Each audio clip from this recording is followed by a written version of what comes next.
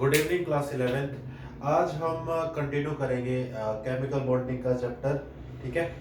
और देखेंगे कि आगे हमें क्या पढ़ना है। कल तक हम डिस्कस कर चुके हैं फॉर्मल चार्ज, जो बॉन्ड बनता है उसकी बॉन्ड लेंथ कितनी होती है, different types of bond length हमने डिस्कस करी थी। ठीक है। अब उसी को कंटिन्यू करते हैं और जानते हैं बॉन्ड एंगल के बारे में।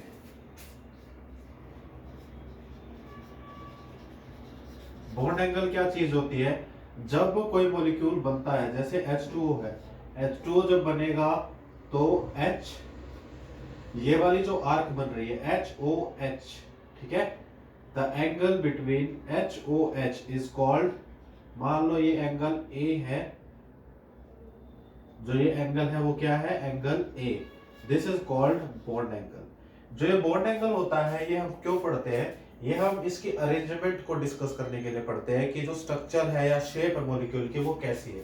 मान लो ये A है, जो अब आपको ये पता हो कि ये इतना है, ठीक है। कोई मॉलिक्यूल हो, जैसे मान लो कार्बन का मॉलिक्यूल है, कार्बन डाइऑक्साइड गैस है, ठीक है, तो उसका मॉलिक्यूल ऐसा होता है और उसके अंदर जो CO की जो बॉन्ड एंगल होता है वो इतना होता है, ठीक है, it is equal to 180 degree. ठीक है। तो अगर ये एंगल बी मान ले हम, तो एंगल बी जो है वो कितना है? 180 डिग्री के इक्वल है। ये हमें इसके स्ट्रक्चर के बारे में बता रहा है ना। अगर आपको एंगल पता होगा तो आप उसकी अरेंजमेंट के बारे में बता सकते हैं, उसकी शेप के बारे में बता सकते हैं। तो दैट इज बॉन्ड एंगल। फिर आता है बॉन्ड एंथैल्पी। बॉन्ड एंथैल्पी क्या चीज होती है वो हम पढ़ेंगे। बॉन्ड एंथैल्पी होती है बेसिकली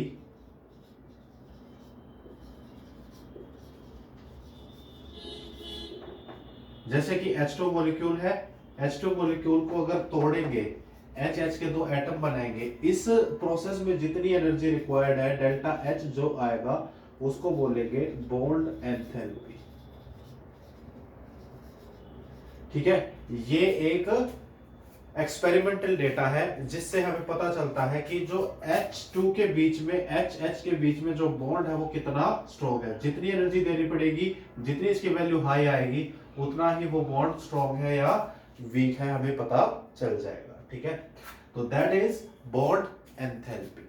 अब हम क्या करते हैं, एक मॉलिक्यूल बनाते, एक मॉलिक्यूल होता है H2O, ठीक है। ये तो HH मॉलिक्यूल मतलब H2 मॉलिक्यूल था, ये H2 था ना। H2O मॉलिक्यूल को अगर तोड़े तो कैसे तोड़ेंगे?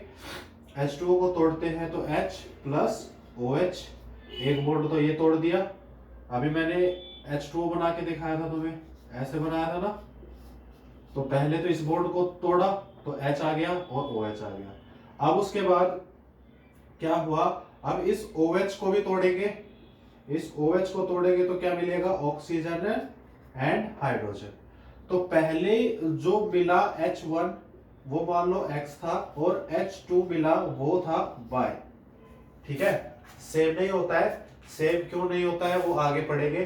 पहले ये जान लो कि जब पॉली एटॉमिक मॉलिक्यूल्स होते हैं जिनके अंदर एक से ज्यादा या दो से ज्यादा मॉलिक्यूल्स, दो से ज्यादा एटम होते हैं, उनको जब तोड़ते हैं तो पहले एक एटम टूटेगा, फिर उसके बाद दूसरा एटम टूटेगा। जो एंथैल्पी आएगी उसको हम ये लिख लेंगे। उसके बाद अब हमें जैसे इसके बारे में पता होता है, बॉन्ड एंथैल्पी बोलते हैं, ऐसे ही एक एवरेज बॉन्ड एंथैल्पी होती है। क्या होती है? Average bond enthalpy. मतलब क्या है? हम इन दोनों को प्लस करेंगे x प्लस वाई को और डिवाइड कर देंगे 2 से, तो एक बीच की वैल्यू सी निकाल देंगे जिससे हमें पता चलेगा कि इसको तोड़ने में इसकी बॉन्ड एंथैल्पी क्या है। ठीक है। तो ये हमारी होती है average bond enthalpy. Basically bond enthalpy का मतलब होता है इस बॉन्ड को तोड़ने के लिए आपको जितनी एनर्जी देनी पड़ेगी, that is your bond enthalpy. आगे बात समझ? ठीक है। फिर आता है bond order. Next is bond order. ये सब क्या चल रहा है, मैं क्यों पढ़ा रहा हूं? मैं ये सब आपको बेसिक टर्म्स पढ़ा रहा हूं। इन्हीं की हेल्प से हम मॉलिक्यूल्स को डिफाइन करेंगे। ये सारी चीजें आपको काम आएंगी, ठीक है। अब मैं जब डिस्कस कर रहा हूँगा वीबीटी के बारे में तो आपको बोलूंगा इसमें बॉन्ड एंगल ये होता है, इसका बॉन्ड लेंथ इतना होता है, ठीक है। इसके अंदर एंथैल्पी इतनी ज्यादा होती है, बॉन्ड एंथैल्पी इसकी इतनी होती है, इसकी इतनी होती है। तो जो मैं चीजें पढ़ाऊंगा उससे पहले आपको बेसिक टर्मिनोलॉजी के बारे में पता होना चाहिए, इसीलिए पढ़ा रहा हूँ, ठीक है। इसके बाद आता था हमारा bond order. Bond order, bond order क्या होता है? दैट बॉन्ड ऑर्डर लुईस के हिसाब से बॉन्ड ऑर्डर होता है number of bonds. Number of bonds जो मॉलिक्यूल बना रहा है उसको वो बोलता था बॉन्ड ऑर्डर, ठीक है। जैसे O2 मॉलिक्यूल है, O2 मॉलिक्यूल में बॉन्ड ऑर्डर होता है 2, ठीक है। H2 मॉलिक्यूल, इसमें बॉन्ड ऑर्डर होता है 1, ठीक है। तो जितने भी अगर मॉलिक्यूल जैसे 2 बॉन्ड बना रहा है तो उसका बॉन्ड ऑर्डर क्या हो गया? 2। अगर H2 मॉलिक्यूल को देखें तो 1 बॉन्ड बना रहा है तो उसका बॉन्ड ऑर्डर क्या हो गया? 1। तो जितने भी नंबर ऑफ बॉन्ड्स बनेंगे उसकी संख्या को क्या बोलते हैं? बॉन्ड ऑर्डर बोलते हैं। आ गया समझ? अब तक हमने क्या डिस्कस किया? बॉन्ड एंगल, उसके बाद क्या था? Enthalpy, bond enthalpy, and third one is bond order, ठीक है। यहां तक हो गया। अब आगे चलते हैं।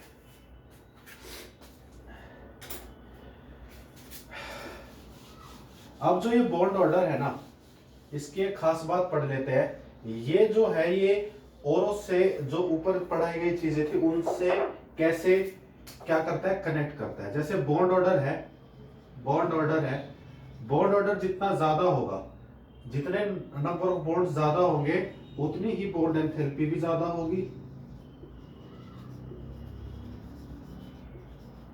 और बॉन्ड लेंथ कम होगी। ये रिलेशन आपको याद रखना है। अभी मैं डिस्कस किए देता हूं कि ये कैसे आया। देखो, अगर O2 मॉलिक्यूल की बात करें और H2 मॉलिक्यूल की बात करें तो यहाँ पर 2 बॉन्ड है, यहाँ पर सिंगल बॉन्ड है। 2 बॉन्ड अगर होंगे तो उसको तोड़ने में बॉन्ड एंथैल्पी ज्यादा चाहिएगी, अगर बॉन्ड ऑर्डर ज्यादा है तो ये बात तो आपको समझ में आ गई। अब एक बात बताओ, जब किसी मॉलिक्यूल से हम एक तो इस बॉन्ड से जोड़ रहे हैं, मान लो ये ए बी मॉलिक्यूल है, ठीक है, और ये भी ए बी मॉलिक्यूल ही है बट इसकी बॉन्ड लेंथ ज्यादा है, ठीक है। इसकी बॉन्ड लेंथ ज्यादा है, इसकी कम है। अब मैंने इसको भी एनर्जी दी तोड़ने के लिए, इसको भी एनर्जी दी तोड़ने के लिए, ठीक है। तो क्या होगा? इन दोनों का अट्रैक्शन कम होगा। जो बॉन्ड बनता है, बॉन्ड मैंने क्या बताया था? जो फोर्स ऑफ अट्रैक्शन आपके केमिकल स्पीशीज को पास में रखे हुए है उसी को हम केमिकल बॉन्ड बोलते हैं। अगर ये इतना बड़ा है तो that means a weak bond, इसको एनर्जी कम चाहिएगी, इसको एनर्जी ज्यादा चाहिएगी। अगर इसको एनर्जी ज्यादा चाहिए दैट मीन्स बॉन्ड लेंथ कम है, ठीक है।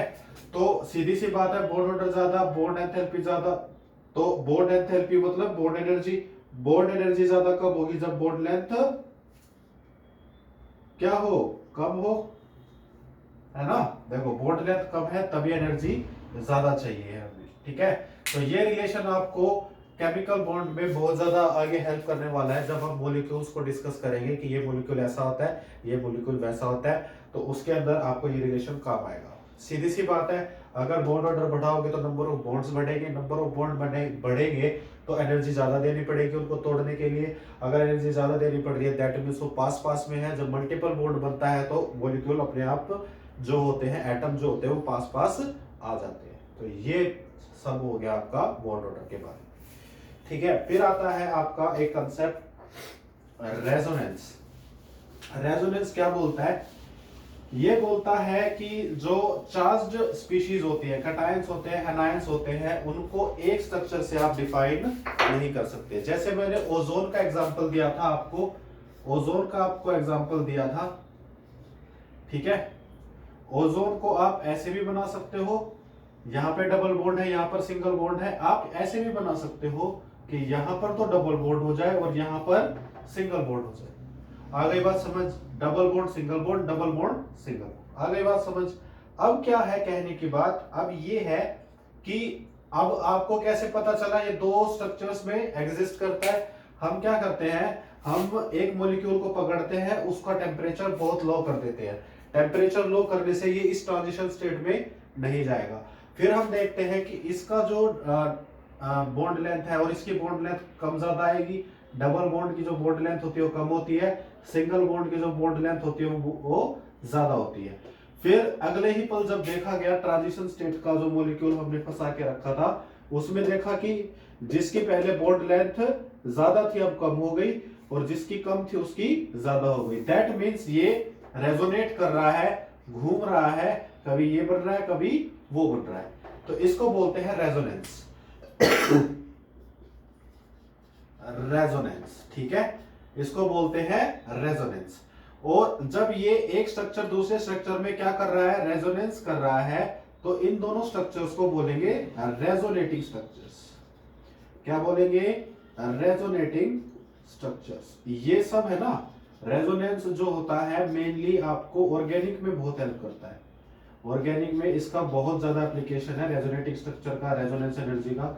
यहां पर सिर्फ ये है कि हम एक मॉलिक्यूल के स्ट्रक्चर को सिर्फ एक तरह से डिफाइन नहीं, दो तरह से डिफाइन करते हैं ल्यूइस स्ट्रक्चर को। तो तब जब ऐसा करना पड़े उस फिनोमिना को रेजोनेंस बोलते हैं, और उन स्ट्रक्चर्स को क्या बोलते हैं, रेजोनेटिंग स्ट्रक्चर्स। ठीक है, ये बात तो आपको आगे समझ। अब क्या होता है, अब इन दो स्ट्रक्चर्स को बनाने की बजाय इसका एक हाइब्रिड स्ट्रक्चर भी बन सकता है, दैट लुक्स लाइक दिस। हम क्या बोलेंगे, पार्शियल डबल बॉन्ड एक बार इसके पास आ रहा है, पार्शियल डबल बॉन्ड ही इसके पास आ रहा है, इसको बोलेंगे हाइब्रिड स्ट्रक्चर। ये दोनों का समावेश है, उन दोनों को कंक्लूड करने वाला स्ट्रक्चर है, जो कि बोला जाएगा हाइब्रिड स्ट्रक्चर, जो कि दोनों की कैरेक्टरिस्टिक्स बता रहा है कि इसके पास एक टाइम पे सिंगल बॉन्ड था और डबल बॉन्ड कैरेक्टर भी आ सकता है इसके पास। आ गई बात समझ, ठीक है। तो ये रेजोनेंस है, ये रेजोनेटिंग स्ट्रक्चर्स है। अब हम चलेंगे एक एग्जांपल कर लेते हैं, ठीक है, जिससे आपको और क्लियर हो जाएगा कि रेजोनेटिंग स्ट्रक्चर्स को बनाते कैसे। CO3 2-, ये आपका NCERT ही है। CO3 2- बनाएंगे। कार्बन जी है, ठीक है, CO3 2- बनाते कैसे है। कार्बन जो होता है उसके पास 4 बॉन्ड होते हैं, ठीक है, 4 वैलेंस इलेक्ट्रॉन होते हैं, दैट मींस 4 बॉन्ड बना सकता है वो। तो क्या करेगा, एक तो डबल बॉन्ड बना देगा, बना लिया, ठीक है, एक सिंगल बॉन्ड बना देगा और एक और सिंगल बॉन्ड बना देगा, बना लिया। यहां पर 2 नेगेटिव चार्ज है तो 2 नेगेटिव चार्ज लगा दो, ठीक। इसके इलेक्ट्रॉन्स काउंट करो, 1 2 3 4 5 6 7 एंड 8। कार्बन के पूरे हो गए, ऑक्सीजन के 1 2 3 4 5 6 7 8, इसके भी पूरे हो गए।